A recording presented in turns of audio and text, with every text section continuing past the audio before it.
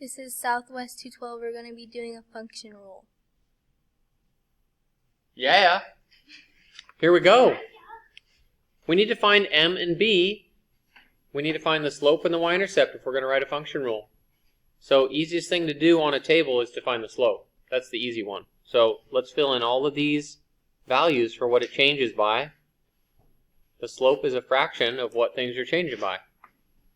So these are going up by 5 each time. If you don't know what it's going up by, just do 10 minus 5, 15 minus 10, and 20 minus 15. Do the bigger number minus the smaller number.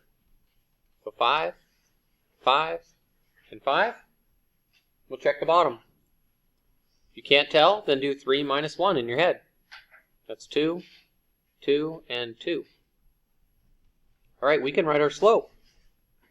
The slope is the differences in a fraction. The y's go up on top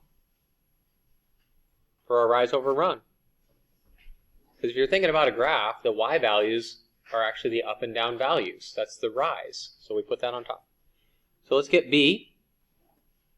This can be a tricky part, but in this one it seems kind of nice because the pattern is 5s and we're 5 away from 0 for x. So this one will actually turn out kind of nice. We'll just go back 5, the pattern we've been doing on our x's.